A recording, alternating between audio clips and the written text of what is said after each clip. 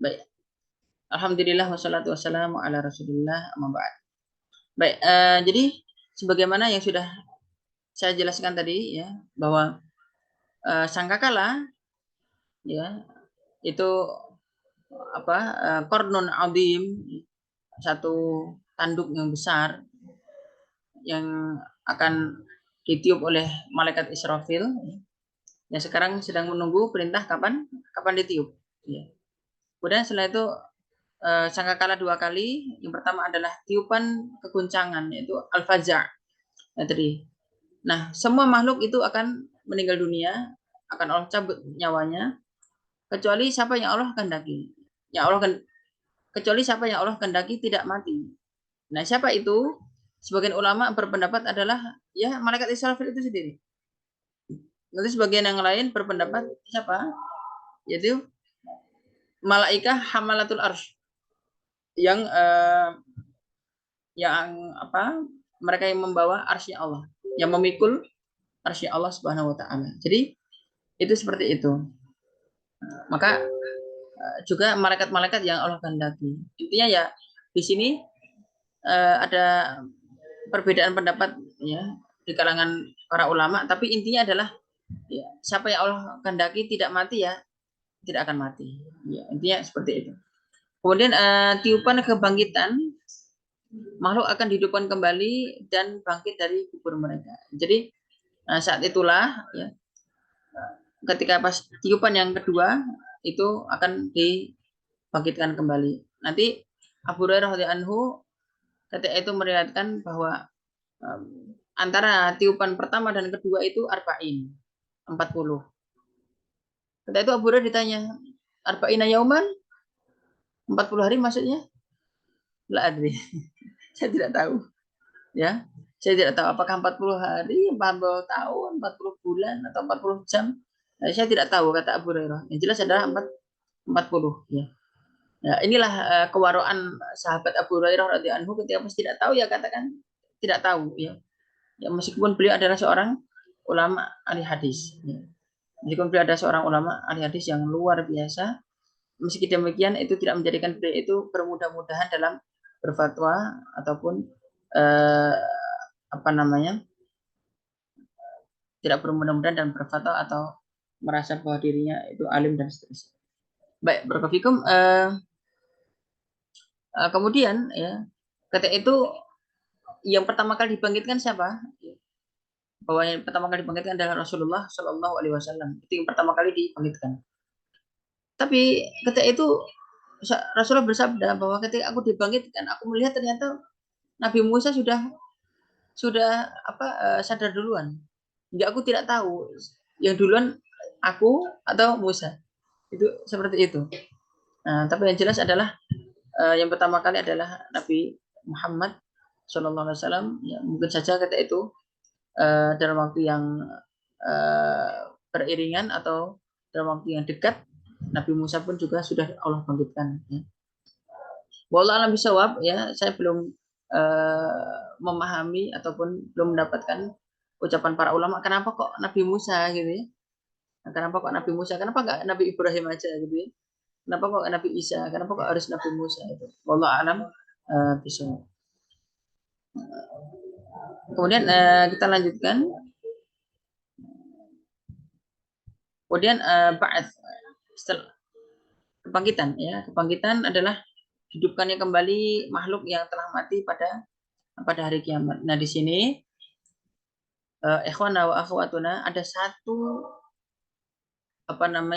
kaidah yang penting sekali, bahwa almar'u yamutul mar'u ala ma'asya alaih. Seorang itu akan mati sesuai dengan bagaimana caranya hidup. Ya. Orang itu akan mati sebagaimana ya kebiasaan hidupnya. Habis itu apa? Wayu ba'atsu, dan akan dibangkitkan ala ma mata alaih, sebagaimana kondisi matinya. Berarti gimana? Ya. Yamutul mar'u ala ma asya alaih. Seorang akan mati sesuai dengan bagaimana hidupnya, bagaimana kebiasaan hidupnya, ya kan? Wa yub'atsu ala ma mata alaih, dan akan dibangkitkan sesuai dengan bagaimana ia mati. Ya, jadi misalkan kalau dia adalah orang yang soleh, kalau dia orang yang soleh, dia rajin sujud, lalu kemudian meninggal dunia dalam kondisi sujud, maka Allah akan bangkitkan dalam kondisi sujud itu, dalam kondisi kemuliaan. Ya, dibangkitkan dari kubur itu dalam kondisi sujud. Ya, jika dia dalam kondisi berpuasa atau sedang membaca Al-Quran, ya dia dibangkitkan dalam kondisi seperti itu, kondisi kemuliaan. Tapi jika seseorang mati ya, dalam kondisi apa?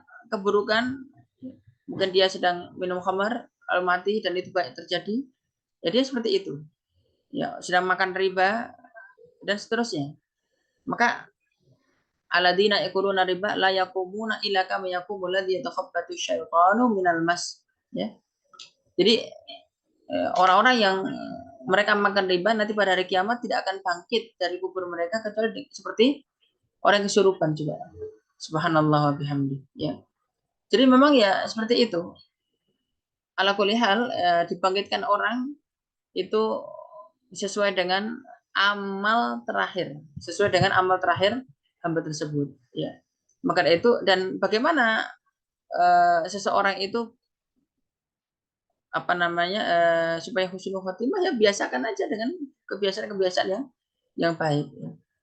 Segala sesuatu kebaik. Tapi begini, Al Imam Ibnu Rajab Al-Hambali rahimahullah beliau memberikan satu tips supaya seseorang itu matinya husnul khotimah itu tipsnya apa?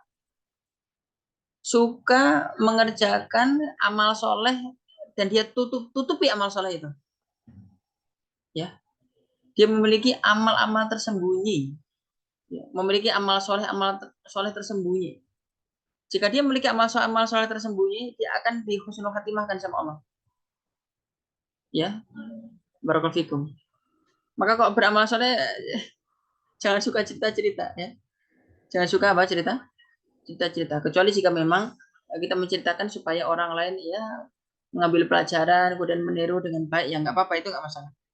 Ya, barakallahu fikum. Tapi memang harus ada amal soleh yang memang ditutup-tutupi. Terserah amal soleh apapun itu. Ya, yang dikerjakan secara istiqomah, lalu dengan itulah yang kata Imam Ibnu Rajab memudahkan seseorang itu terjamin untuk husnul khotimah. Terjemahan untuk husnul khotimah. Kita berdoa kepada Allah semoga kita istiqomah dan husnul khotimah. Amin ya rabbal alamin. Barakallahu fikum. Mahsyar. Mahsyar adalah dikumpulkannya manusia di pada mahsyar. Ya, dikumpulkannya manusia di pada mahsyar untuk dihisab dan diputuskan hukum antar makhluk. Ya, jadi nanti untuk masalah hisab dan mizan nanti kita ada pelajaran sendiri, insya Allah pertemuan minggu depan, insya Allah. Ya, jadi inti adalah mahsyar itu adalah satu padang, ya. Tapi itu bukan dunia, ya. Karena yaumatu badalul ardu ghairul ardi. Hari di mana diganti bumi dengan bumi yang lain. Nanti setelah kita bangkit, ya. Setelah manusia itu semuanya bangkit, setelah bangkit itu dia akan digiring kepada mahsyar, tapi buminya bagaimana? Bumi yang baru. Ya, bumi yang baru. Nah, bumi yang baru itu letaknya itu bertepatan dengan letak negeri Syam pada bumi yang dulu. Ya, maka itu Rasulullah sabdakan ya, Syam ya, ardul mahsyari wal mansyar. Negeri Syam itu apa? Ardul Syam ya, ardul mahsyari wal mansyar. Negeri mahsyar dikumpulkan manusia dan mansyar. Mansyar itu ada kata-kata mansyar maksudnya adalah nasyrud dawawin. Apa itu nasyrud dawawin? Dibagikannya buku catatan amal hamba. Jadi Syam adalah negeri di mana di situ ada hisab, di situ ada mizan, sekaligus di situ dibagikan dawawin atau buku catatan amal itu. Nah, itu bertepatan nanti di Syam, ya, lokasinya itu. Tapi lokasinya bukan seperti sekarang ini kan banyak bangunan, banyak apa kan gitu ya. Ya, bukan ya, tapi bertepatan lokasinya saja. Bertepatan lokasinya saja. Seperti apa ya Ustaz? Wallahu alam, nanti kita akan mengalami itu, ya. Wallahu alam, kita akan mengalami itu. Yang jelas Rasulullah sudah sabdakan demikian itu. Nah, dan nanti kita akan bergolong-golong ya. Nanti ketika pas dibangkitkan kemudian setelah itu kita ini akan digiring ke mahsyar itu zumaro ya, bergolong-golong. Nanti sekolongan seperti itu. Kemudian kita akan berada di mahsyar berapa lama ya? Khamsina alfasana ya. Yaitu akan 50.000 tahun. La haula wala quwata illa billah. Ya. 50.000 tahun. Ya, Masya Allah. Jadi disitulah ya matahari nanti didekatkan sejauh 1 mil. Ya. Nah, Rasulullah bersabda mil. Nah, kata mil itu para ulama berbeda pendapat, dua pendapat. Yang pertama adalah ya mil itu 1 mil itu ya 1 mil di dunia itu. 1 mil itu di dunia itu 1,6 kilo. 1,6 kilo ya. Jadi 1,6 kilo. Jadi matahari dekat seperti itu. Ada yang berpendapat 1 mil maksudnya adalah jadi 2 ruas jari. Ini 2 ruas jari, paham ya? Ini 1 ruas, 2 paham maksudnya ya? 1, 2. Jadi sini dekat sekali dengan kepala. Ya, 2 ruas jari ini. Ya, jadi seperti itu dekatnya matahari dengan kepala kita. Nah, kemudian disitulah ya akan ada orang yang mendapatkan naungan ya, mendapatkan naungan. Apa itu naungan ya? Naungan itu adalah kalau bahasa kita atap ya. Kita punya atap sehingga kita nggak kepanasan. Yaitu naungan ya. Kita akan dinaungi. Nah, orang yang mendapatkan naungan ini ya terkenalnya adalah ya 7 golongan itu. 7 golongan yang mendapatkan naungan. Ya, pemimpin yang adil, ya, anak muda yang hatinya selalu terpaut dengan masjid ya. Nanti Syekh Abdul Razak mengatakan bahwa masjid terpaut dengan masjid itu apa? Selalu nunggu waktu sholat. Ya, kalau udah sholat nunggu waktu kapan lagi sholat ya. Nah itu kayak gitu. Maksudnya terpaut dengan masjid itu seperti itu. Ya. Ya, karena masjid di sini bisa diartikan masjid, bisa diartikan sujud. Ya, dengan sujud. Orang yang bertemu karena Allah, kemudian berpisah karena Allah. Ya, orang yang diajak berzina oleh wanita yang rupawan dan punya kedudukan, tapi dia mengatakan aku takut kepada Allah. Ya, orang yang sendirian, kemudian lalu dia tiba-tiba meneteskan air mata. Ya. Kemudian orang yang bersedekah, ya, tangan tangan kirinya tidak tahu apa yang disedekahkan oleh tangan kanannya. Ya. Jadi seperti itu. Termasuk orang yang nanti itu satu hadis ya. Nanti dalam hadis yang lain Muslim misalkan nanti ada orang yang memudahkan piutang, ya, memudahkan piutang. Maksudnya itu kok jatuh tempo ya kita ngutangin orang, habis orang itu kita tagih, udah jatuh tempo kita tagih, ternyata bilang aku belum bisa bayar, ya. Terus kita bilang oh ya sudah dikasih tempo lagi. Jadi orang yang bermudah-mudahan ya dalam menagih utang, memberikan tempo tambahan itu akan diberikan naungan pada hari kiamat. Ya. Termasuk sedekah secara umum ya. Almar'u la yazalul mar'u fi dhilli shadaqatihi hatta yufsala bainan nas ya. Seseorang itu akan senantiasa di naungan sedekahnya hingga diputuskan di antara manusia. Ya. Hingga diputuskan di antara manusia. Maka kalau kita sedekahnya dikit ya nanti naungannya dikit segini gimana gitu. Maka kalau sedekah yang banyak ya ikhlas, yang banyak supaya ya gitu. Barafikum ya. Dan orang yang tidak mendapatkan naungan tadi akan tenggelam ya. Ada yang hingga semata kaki, ada yang hingga yang ke selutut, ada yang sepusar, ada yang dalam hadis dikatakan di setengah telinga. Coba bayangin, itu setengah telinga kayak gimana itu? Ya, berarti kelelep gitu. Ya, dan ada yang sampai dia kelelep ya dengan baik barakallahu itu masyarakat. Baik syafaat ya. Syafaat. Nah, syafaat ini kita agak sedikit panjang. Syafaat adalah perantaraan untuk mendapatkan manfaat atau mencegah dari mandorot. Ya itu syafaat. Syafaat itu kalau bahasa kita di Indonesia itu rekomendasi gitu. Ya rekomendasi. Direkomendasikan untuk mendapatkan manfaat atau mendapatkan rekomendasi supaya ya dibebaskan dari hukuman atau seperti apa, itu rekomendasi. Ya. Jadi rekomendasi itu, maka Rasulullah itu memiliki rekomendasi tertinggi. Ya. Nah, kalau rekomendasi kalau dalam apa namanya hadis ya, isfa'u tu'jaru, isfa'u tu'jaru. Berilah syafaat misalnya kamu mendapatkan pahala. Isfa'u tu'jaru. Maksudnya apa? Berilah rekomendasi misalnya kamu dapat pahala gitu. Ya, dapat pahala rekomendasi itu. Bukan itu kalau ketika saya membaca biografinya Syekh Al-Allamah Abdullah bin Abdurrahman Al-Jibrin, ya. Syekh Al-Jibrin, ya. Ketika itu dalam biografinya itu bahwa Syekh Jibrin itu orang yang sangat dermawan, memberikan rekomendasi itu sangat dermawan untuk orang sekolah, untuk orang yang dapat pekerjaan, biar apa dimudahkan urusan apa masalah-masalah yang sifatnya bilateral dan seterusnya itu mudah sekali. Terus saya mendapati syair di situ ya, kurang lebihnya gini. Fa innalil man maaf. Innalil mali zakatahu. Innalil mali zakatahu. Sesungguhnya apa namanya? Harta itu punya zakat.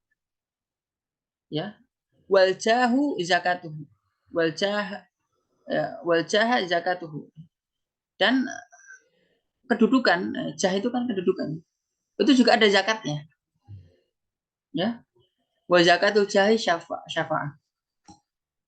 Jadi zakat orang yang memiliki kedudukan itu memberikan syafaat, memberikan rekomendasi. Ya. Maka itu bakhil ngasih rekomendasi nggak boleh.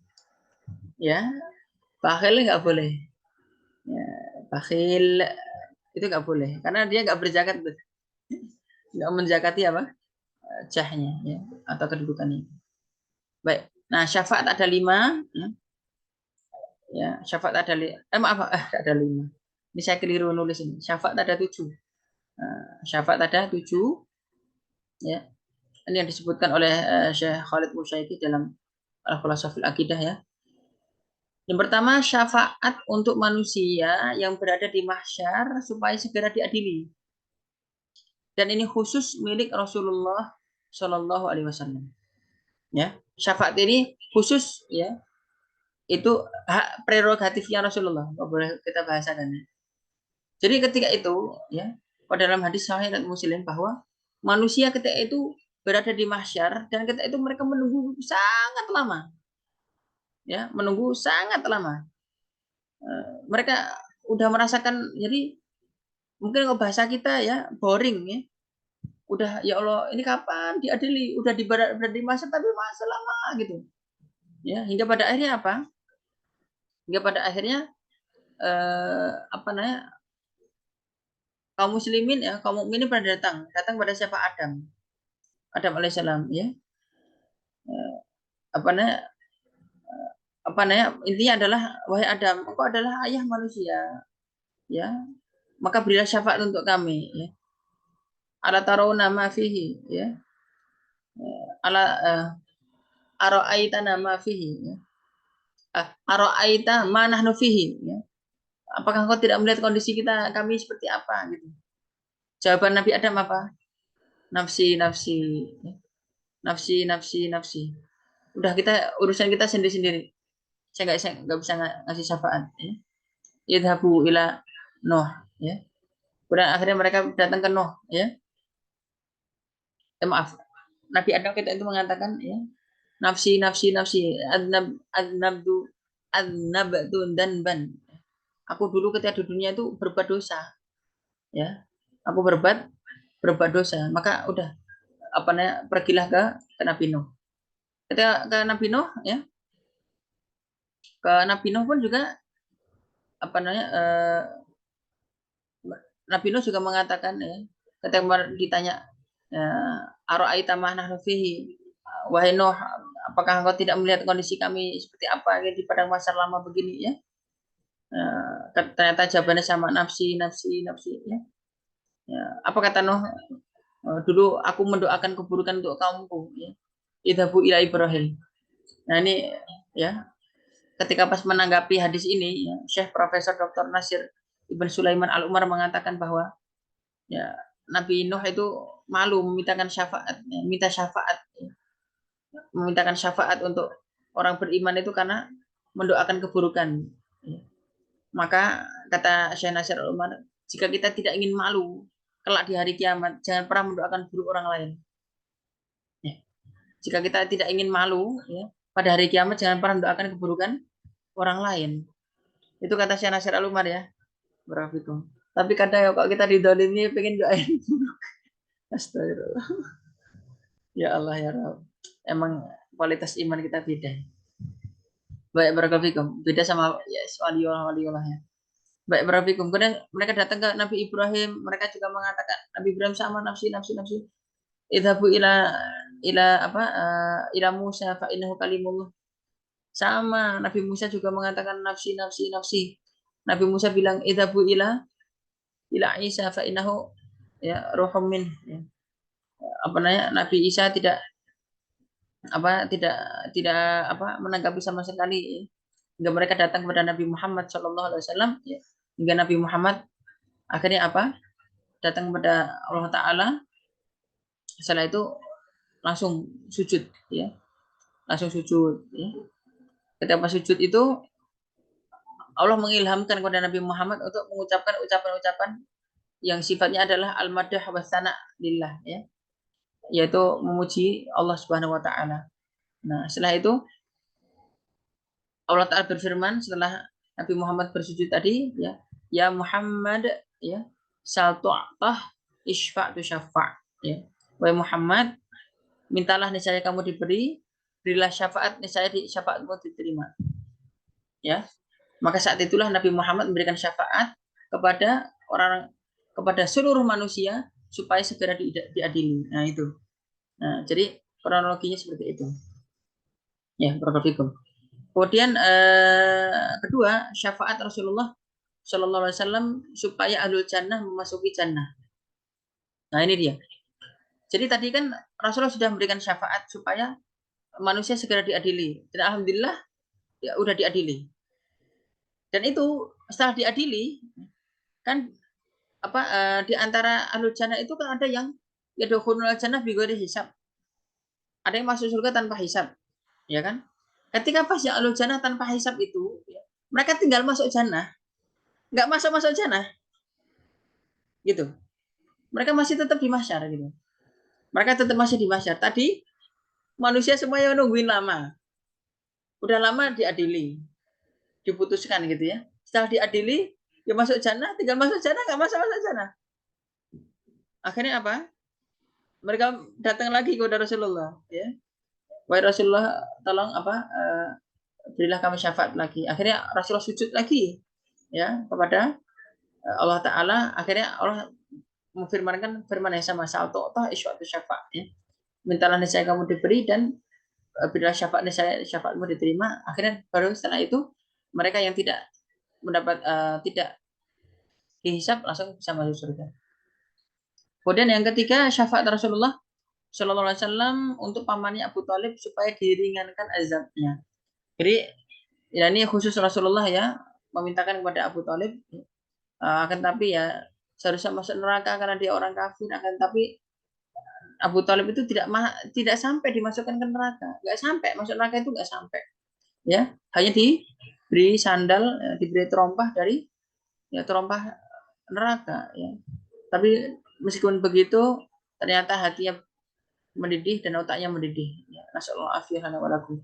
Itu orang yang tidak masuk neraka, itu tidak masuk neraka. Bagaimana dengan masuk neraka? Naudzubillah min dzalik. Ya, nasallahu afiyahana walakum. Walidurriyatina wal jami'il muslimin wal muslimat. Ya, barakallahu. Jadi seperti itu.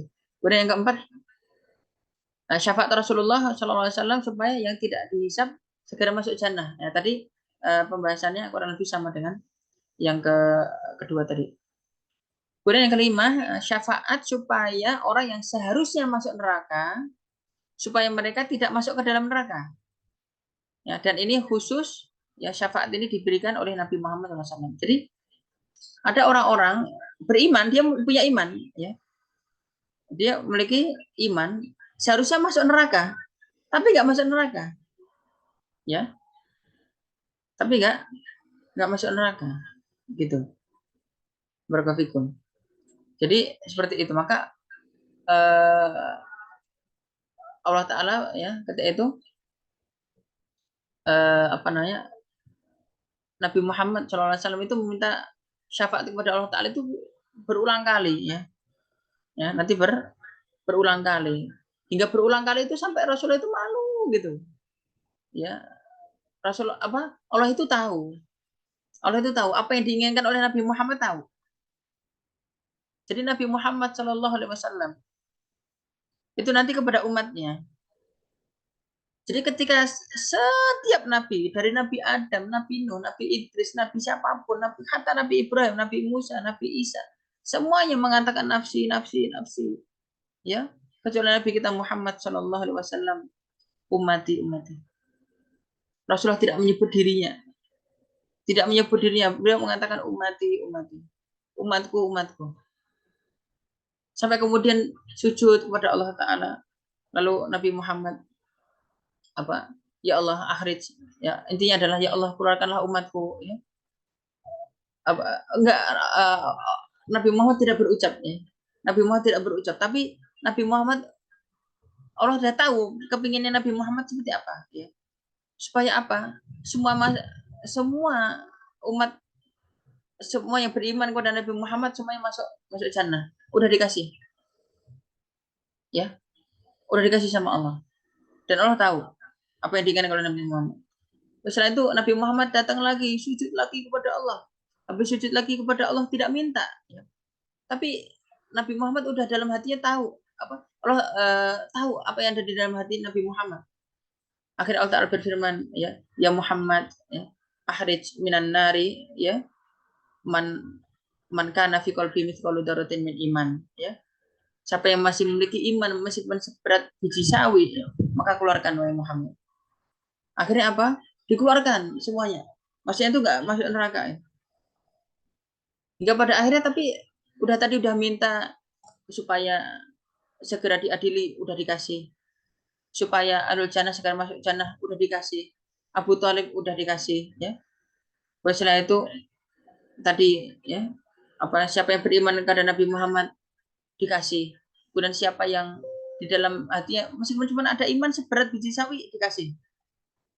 Hingga kemudian Nabi Muhammad masih punya keinginan lagi, tapi malu minta sama Allah Ta'ala. Malu, apa, ya, sujud lagi, habis sujud lagi, Nabi Muhammad tertunduk diam. Nah kemudian Allah Ta'ala berfirman, ya, karena Allah tahu keinginan Nabi Muhammad doang. Ya Muhammad akhrij la ilaha illallah. Ya Muhammad akhrij man qala fid dunya la ilaha illallah. Wahai Muhammad, keluarkan dari neraka, akhrij minan nar. Siapa yang pernah mengucapkan la ilaha illallah. Asyhadu an la ilaha illallah wa asyhadu anna Muhammadar Rasulullah. Siapapun yang pernah mengucapkan la ilaha illallah, keluarkan dari neraka Muhammad. Itu keinginan Nabi Muhammad terakhir, dan Allah kabulkan juga.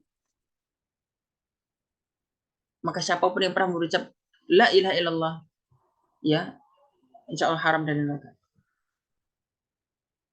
Ya, Masya Allah. Dan kita bersaksi asyhadu an la ilaha illallah wa asyhadu anna Muhammadar Rasulullah. Ya, barakallahu. Kemudian yang keenam, syafaat untuk para pelaku dosa besar. Syafaat untuk para pelaku dosa besar supaya keluar dari neraka, ya. Dan ini untuk nabi dan selainnya, ya. Untuk nabi dan selainnya. Ini hadisnya banyak, ya, bahwa nanti para orang yang bersahabat, ya. Ya Allah, inna fulanan kana shalla ma'ana, ya. Wahai Rasulullah dulu, ya Allah dulu, fulan dulu sholat bersama kami, ya. Wasoma ma'ana, berpuasa juga bareng sama kami, puasa Ramadan bareng-bareng, ya. ya, wa hajja ma'ana, dan haji juga bersama kami, wa manarahu ma'ana, tapi kami tidak melihat dia berada di samping kami, ya. Akhirnya Allah Ta'ala berfirman, cari di neraka, ya. Ternyata semua jasadnya sudah dilahap oleh neraka kecuali wajahnya. Fa innallaha la yu'adzibu wajhan sajadalillahi sajadatan fid dunya. Sesungguhnya Allah tidak akan mengazab wajah yang pernah sujud karena Allah di dunia. Ya Allah. Allah tidak akan mengazab wajah yang pernah sujud karena Allah di dunia. Ya Allah. Masih kemudian sekali sujud. Masya Allah. Akhirnya kemudian orang itu mengeluarkan dari neraka kemudian ke surga. Dan ini tentunya ya, apabila sahabat mampu, maka istri mampu, suami mampu, kemudian keluarga mampu, ya, orang tua dan anak pun mampu. Ya, barakallahu. Jadi seperti itu. Syafaat supaya apa? Pelaku dosa besar itu keluar dari neraka. Dan Nabi Muhammad pun nanti akan memberikan syafaat ini juga. Ya. Kata dalam hadis Bukhari, ya, syafaati, ya, di akhir kabair min ummati, ya. Syafaatku nanti juga diterima oleh siapa? Ahlul kabair, orang yang mendapatkan, orang yang pelaku dosa besar min ummati, dari umatku. Ya, masya Allah, masya Allah, masya Allah. Maka itu, ya, apalagi cuma dosa kecil, ya Allah, ya Rabb, ya, ya, kita berharap kepada Allah semoga kita termasuk yang diselamatkan. Amin ya rabbal alamin. Kemudian yang ketujuh, ya, syafaat untuk ahlul jannah supaya kedudukannya lebih ditinggikan lagi. Dan ini umum juga. Umum maksudnya Nabi Muhammad bisa memintakan, atau apa namanya, anak bisa memintakan untuk orang tua bisa memintakan untuk anak. Ya. Nanti dalilnya adalah surat At-Tur ayat 21. Waladina amanu wa taba'atum dzurriyyatuhum bi imanin alhaqna bihim dzurriyyatahum wa ma alatnahum min amalihim min syai' kullum ri'in bima kasaba rahim, ya. Orang-orang beriman dan anak keturunan mereka mengikuti beriman, ya, maka niscaya akan kami pertemukan kelak di hari kiamat. Ya. Dan nanti dikuatkan juga dalam surat Ar-Ra'd, ya, ayat 23 24-nya. Jannatu adani yadkhulunaha wa man sholaha min abaihim wa azwajihim wa dzurriyyatihim wal malaikatu yadkhuluna alaihim min kulli bab salamun alaikum bima sabartum fa ni'ma uqbad dar, ya. Jannatu adan yadkhulunaha, mereka akan masuk jannah adan. Wa man sholah, dan siapapun yang soleh, min abaihim, bapak-bapak mereka, wa azwajihim, istri mereka, wa dzurriyyatihim, anak keturunan mereka, ya. Jadi nanti bisa bersama-sama, ya, orang tua, istri, anak, dan seterusnya, ya. Dan nanti dikuatkan juga dalam surat Ghafir, ya. Rabbana wa dakhilhum jannati adnil lati wa'adtahum wa man sholaha min abaihim wa azwajihim wa dzurriyyatihim. Jadi itu uh, doa malaikat kepada Allah Ta'ala, ya Allah, masukkanlah mereka bersama dengan ayah mereka, ya, istri mereka, anak keturunan mereka, sebagaimana telah Engkau janjikan, ya. Jadi seperti itu. Barakallahu. Ini syafaat ini adalah, ya, mau bagaimanapun selama seorang itu masih memiliki iman, ya, maka dia akan selamat insya Allah Ta'ala, ya. Insya Allah Ta'ala yakhruju minan nar man kana fi qalbi mithqalu dzarratin min iman, ya.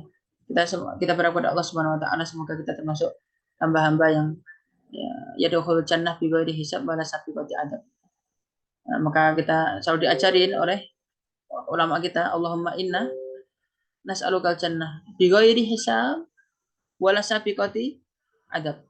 Ya, Allahumma inna nas'alukal jannah, ya Allah, kami mohon kepada Engkau jannah, ya, surga, bi ghairi hisab, tanpa hisab, wala sabiqati adab, dan tanpa didahului adab. Ya, kan ada orang, ya, dia masuk jannah tapi dihisab dulu. Ada yang masuk jannah tapi diadab dulu di neraka, yang nanti disebut dengan jahannamiyun, mantan jahanam, ya. Naudzubillah min dzalik. Jadi kita berharap kepada Allah masuk jannah tanpa mampir dulu, tanpa mampir hisab dan tanpa mampir neraka terlebih dahulu. Maka Allahumma inna nas'aluka jannah bi ghairi hisab wala sabiqati adab, ya. Kita berdoa kepada Allah semoga kita termasuk golongan itu, amin ya rabbal alamin. Nasallahu afiyah lana wa lakum wa li dzurriyyatina wa li jami'il muslimin wal muslimat, amin ya rabbal alamin. Mungkin itu materi kita pada malam hari ini. Jika ada pertanyaan dipersilakan. Barakallahu fikum. Bismillahirrahmanirrahim. Tanya Ustaz. Wasid. Baik, silakan Ustaz Rasyid, barakallah. Ini di awal tadi sangat ini sekali ya, Zat, sangat terarahkan dilema anak pesantren kita itu. Jadi memang SD biasanya itu baik, SMP itu alim, SMA alim. Rusaknya itu nanti pas di kuliah. Hmm, Di kuliah itu kebanyakan anak-anak pesantren itu rusak di masa-masa kuliah. ya. Itu entah kita sendiri masih bingung gimana merumuskan supaya kalau kuliah itu nggak rusak. Hmm, Makanya ketika disinggung tadi korelasi antara mengkana yu'minu billahi wal yaumil akhir, saya langsung cari hadis-hadis yang konteksnya tentang yu'minu bil yaumil akhir dan kita dapat ternyata banyak. Alhamdulillah. hmm, Nanti kita bisa paksa santri-santri untuk memahami dan menghafalkan hadis-hadis tersebut. Masya Allah. Selanjutnya Hmm, berkenaan dengan itu Zat, yang hadis ta'allamnal iman qabla al-Qur'an. ya. Kita belajar iman dulu sebelum Al-Quran. Di antara sebab kenapa zaman sahabat itu mereka imannya kuat-kuat karena udah beriman sebelum paham Al-Quran. Nah, kalau anak-anak sekarang kan dipaksa ngafal Quran dulu, Hmm, padahal imannya belum muncul atau imannya belum ditumbuhkan. hmm, Nah, ini untuk menumbuhkan keimanan tersebut, gimana eh, cara nyatanya gitu, aksi nyatanya gimana caranya mereka bisa tumbuh iman berbarengan dengan proses menghafalkan hmm. Al-Quran. Baik. Baik, terima kasih. Jazakallahu khairan katsiran Ustaz Rasyid atas pertanyaannya. Jadi memang ya apa yang disampaikan oleh Ustadz Rashid itu nyata ya. Mungkin pas SD, SMP, SMA baik ya, dan dia pesantren juga baik, tapi ketika pas ternyata di bangku-bangku kuliah malah jadi rusak gitu. Ya ini bagaimana nih kita harus menyikapi itu semuanya. Sebenarnya ya ini adalah tugas ya. Ini tugas bersama, ya, tugas kita semuanya, termasuk tugas para dosen-dosen. Ya. Maka harus sekarang itu kita harus membudayakan ya kampus bersyariah, kampus religius, kampus agamis ya. Ini yang harus saya ketika itu pernah mendapatkan satu bocoran ya. Saya dengar katanya ketika itu rektor UNS ya, Prof. Rafiq Karsidi kita itu menginginkan pada masa jabatan beliau, saya menginginkan UNS adalah apa namanya kampus yang religius ya, gitu, kampus yang religius. Jadi kampus yang religius, nah ini yang harus selalu apa kita dengungkan gitu. Nah, ketika seseorang itu mendengungkan sesuatu yang terbiasa, jika menyelisihinya niscaya kita akan malu ya, niscaya kita akan malu. Nah itu perlu kita dengungkan, kita perlu terus mendengungkan dan mengajak masyarakat dan bahkan akademisi-akademisi untuk mendengungkan terus apa kampus bersyariah, kampus religius. Nah ini Barafikum. Dimulai dari memang kita mulai dari narasi terlebih dahulu, ya.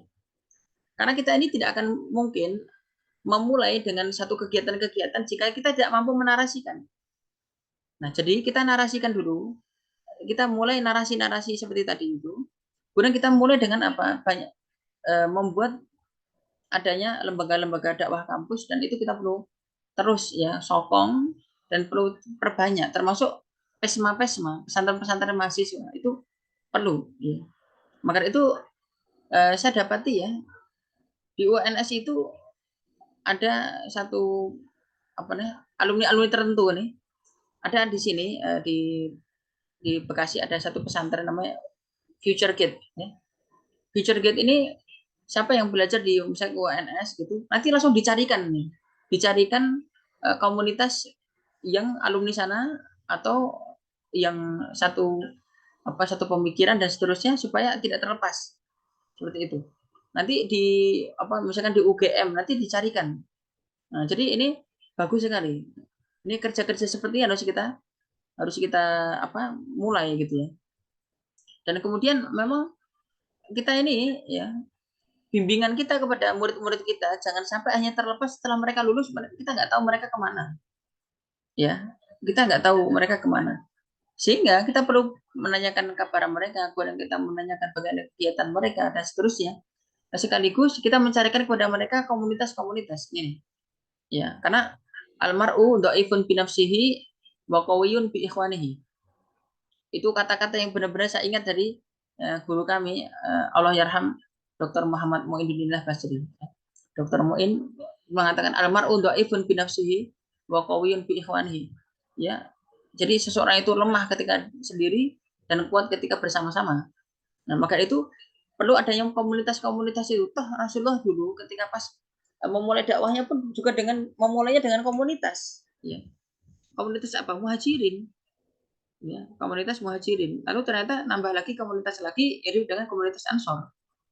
Barakallahu. Jadi upaya-upaya kita mencarikan komunitas yang baik untuk santri-santri kita yang sudah lulus dari pesantren itu perlu adanya upaya.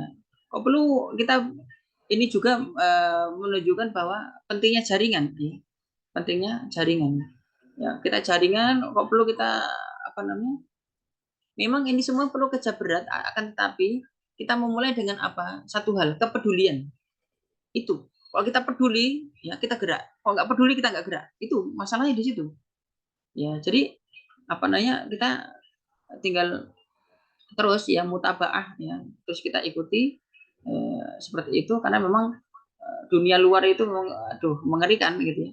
Dunia luar itu mengerikan ya. Maka Rasulullah sabdakan apa namanya? Innamal dzi'bu apa gimana hadisnya minagona milakosiyah itu ya gimana saya lupakan hadisnya. Jadi sesungguhnya apa serigala itu hanya akan mencengkeram ya, kambing yang sendirian. Kosiyah itu artinya kosiyah ya min jam'iha min apa terlepas dari rombongannya ya. Terlepas dari rombongannya. Kok orang udah terlepas dari rombongannya kayak gitu, terlepas iman, terlepas akhlak, terlepas ya karakter dan seterusnya itu. Barakallahu. Saya kira itu yang pertama. Terus yang kedua gitu.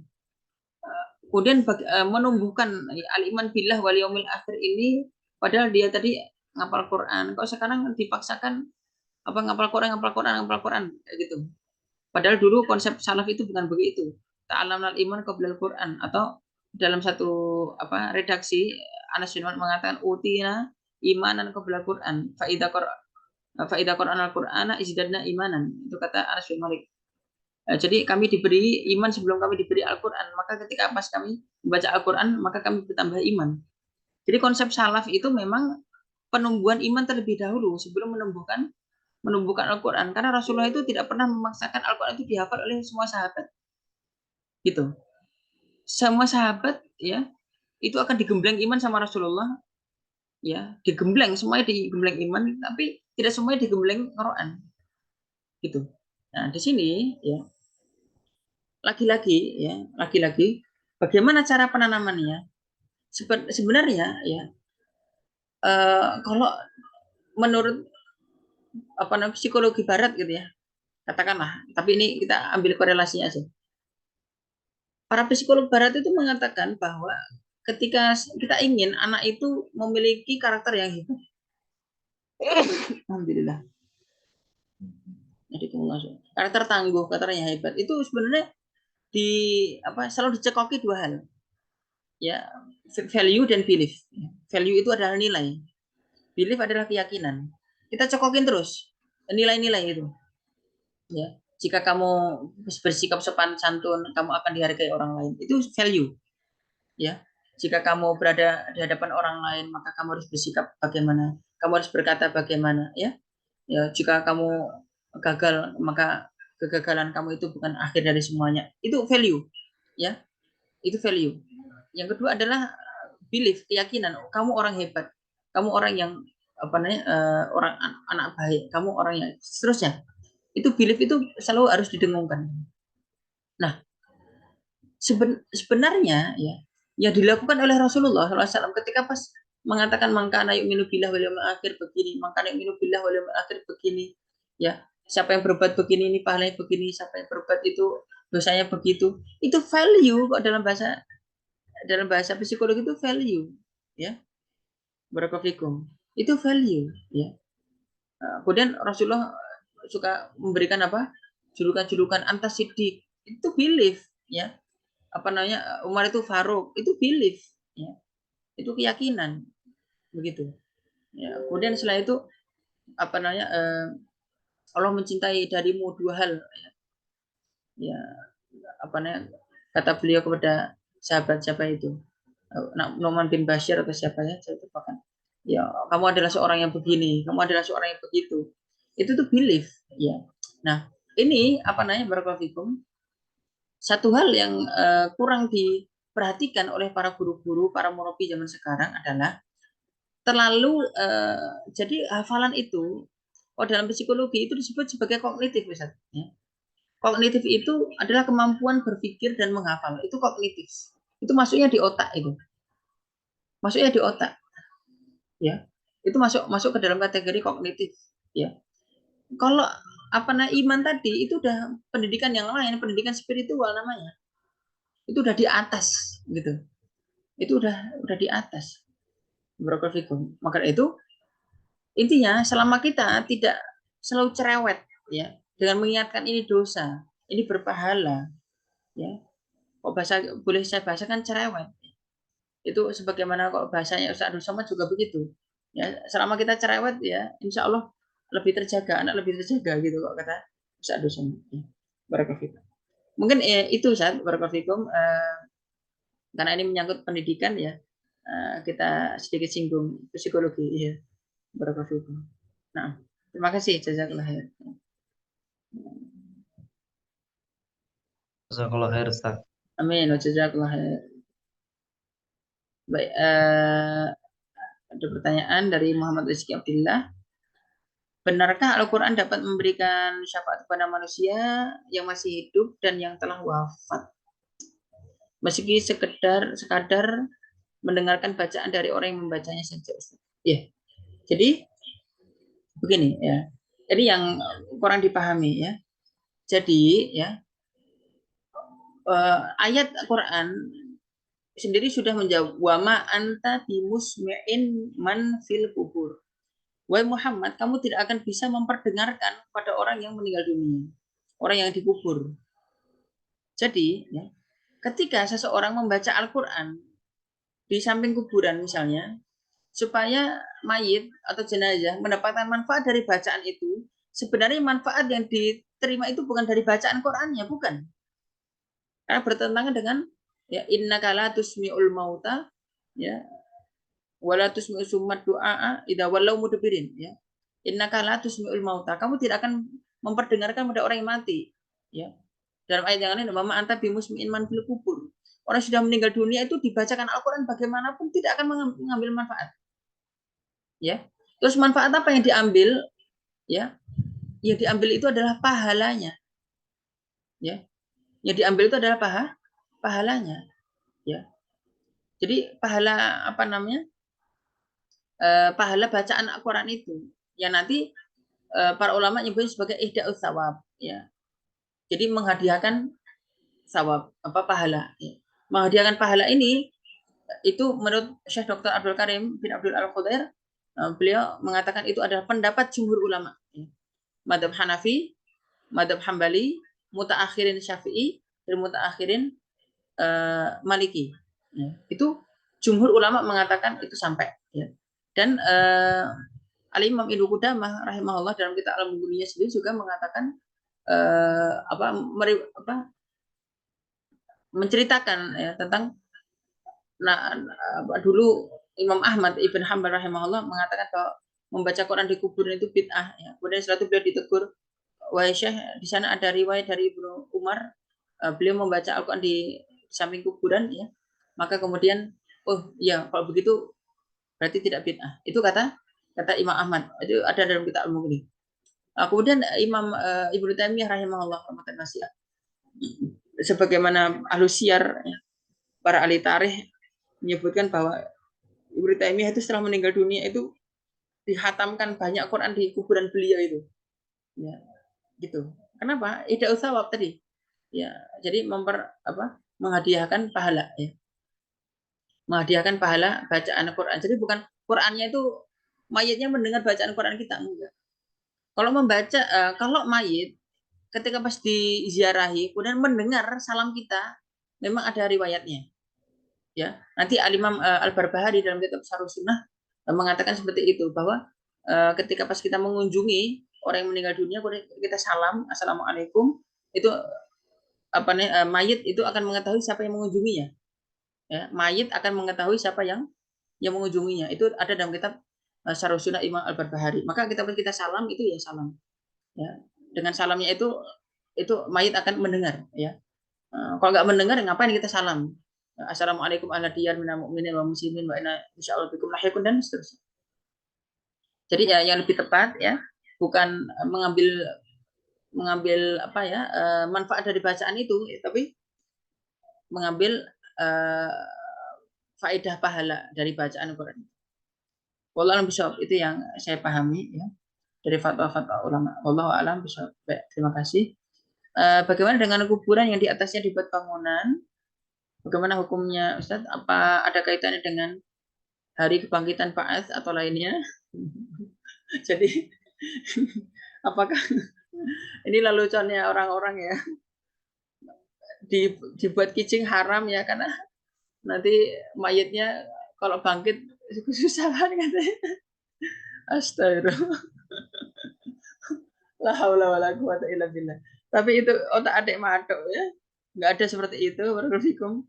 Jadi yang jelas ya, memang itu Rasulullah melarang hal itu ya. Sebenarnya inti daripada larangan kenapa kita tidak boleh membangun bangunan di atas kuburan adalah supaya kuburan itu tidak dikeramatkan ya, tidak ditakdis ya, tidak disucikan, tidak diagung-agungkan, supaya sehingga nanti akan diminta-mintai.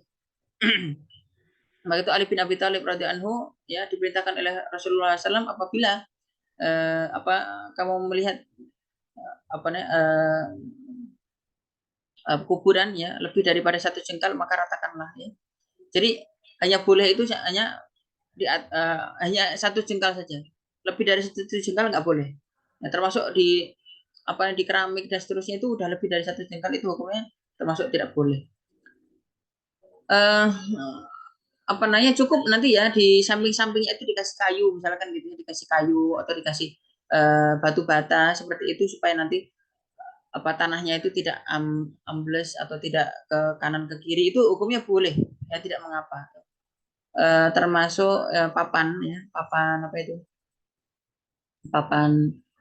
nama ya, ini kuburan ini namanya siapa ya, itu ditulisin, itu para ulama rata-rata mengatakan makruh ya, tapi fatwa dari Syekh Abdurrahman ibn Abdullah bin Nasir As-Sa'di, Syekh Abdurrahman As-Sa'di itu memfatwakan bahwa hukumnya boleh ya, jika hanya untuk menjadikan sebagai alamat ya, ini kuburannya fulan gitu, itu hukumnya boleh ya.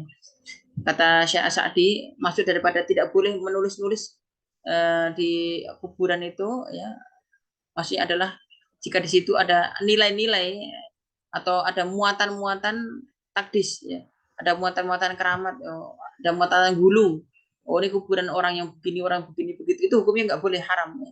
Tapi kalau hanya sebatas papan itu dikasih nama, ini innalillah namanya fulan, kayak gitu nggak apa-apa, hukumnya tidak mengapa. Wallahu a'lam bishawab, menurut fatwa Syekh As-Sa'di. Adapun kalau sampai dibangun di atasnya, itu hukumnya bukan sekedar haram tapi makruh. Wallahu a'lam bishawab.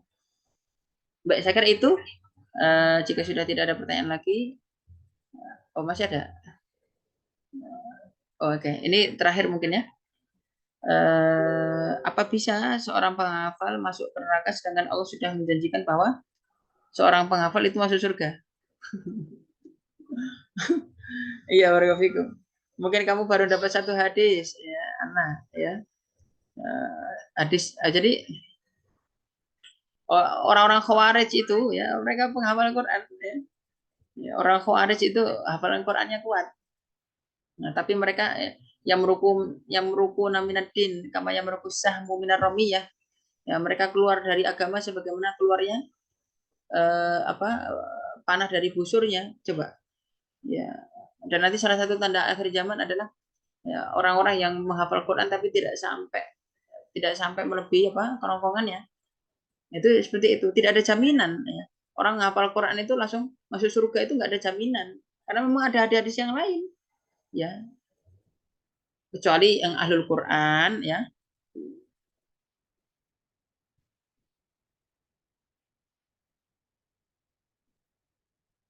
Ya, hamilul Quran, pengembangan Quran yang benar-benar apa? Mentadaburinya, mengamalkannya, akhlaknya sesuai dengan Al-Quran itu. Atau disebut dengan hamilul Quran, atau disebut dengan sahibul Quran, ya. Yuqalu sahibul Quran iqra waratil kama kunta taratil fid dunya fa inna manzilaka inda akhir ayat taqra'uha, misalkan, ya, apa? Bacalah, naiklah nanti kedudukanmu sesuai dengan akhir ayat yang kau baca, ya kan? Itu semua itu sahibul Quran. Sahibul Quran itu maksudnya apa? Yusahibul Quran tilawatahu wa akhlaqahu wa ahkamahu wa apa itu? Mensahabati Quran itu bukan sekedar mensahabati tilawahnya saja, tapi juga akhlak-akhlaknya Al-Quran, kemudian hukum-hukumnya Al-Quran dan seterusnya, ya. Maka dalam hadis yang lain dikatakan min ijlalillahi ta'ala ikramu disyaibatil muslim, ya, ghairil ghali fihi wal jafi anhu, ya. Termasuk yang memuliakan Allah adalah memuliakan Al-Quran yang tidak berlebih-lebihan dan tidak berkurang-kurang, ya.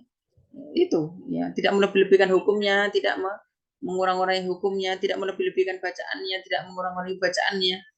Ya, itu masih banyak hadis yang lain. Jadi seolah-olah kalau orang sudah hafal Quran seolah dia itu mulia, kayak pasti masuk surga, ya. Dia nggak mungkin salah, keliru, ya. Dulu ada seorang politikus yang kata-katanya nyeleneh, husnudon lah, dia kan penghafal Quran dari la ilaha illallah. Nggak jamin, ya, nggak jamin, karena masih banyak hadis-hadis yang lain. Barakallahu. Baik, barakallahu. Jadi seperti itu, ya. Alhamdulillah alamin. Itu mungkin pertanyaan terakhir. Baik, terima kasih semuanya. Barakallahu. Jazakumullah khairan katsira. Alhamdulillah alamin. Saya kembalikan kepada MC. Barakallahu. Baik, terima kasih kepada Ustadz Hidayat Maghribi atas penyampaiannya, Masya Allah, tentang masyar, sangkakala, dan yang lainnya. Baik, ada satu kutipan yang saya ambil dari Ustadz, bahwasannya seseorang itu akan dimatikan atau akan diwafatkan sesuai dengan kebiasaannya. Maka dari itu, perbaikilah kebiasaan kita. Dengan apa kebiasaan kita itu kita laksanakan. Karena Nabi SAW pernah bersabda juga, innal a'malu bil khawatim. Artinya seorang itu beramal sesuai dengan apa yang di akhirnya. Seperti itu, insya Allah. Akhirul kalam, wattaqullah wa yu'allimukumullah wa yu'allimukumullah. Bertakwalah kepada Allah, niscaya Allah akan mengajarimu. Kita tutup halaqah kita dengan hamdalah dan juga doa kafaratul majelis bersama-sama. Alhamdulillahirabbil alamin. Subhanakallahumma wa bihamdika asyhadu an la ilaha illa anta astaghfiruka wa atubu ilaik. Jazakumullahu khairan katsiran kepada Ustadz Hidayat Maghribi dan juga teman-teman semuanya. Barakallahu fikum. Assalamualaikum warahmatullahi wabarakatuh. Waalaikumsalam warahmatullahi wabarakatuh. Jazakumullah khairan. Jazakumullah khair. Terima kasih teman-teman semuanya.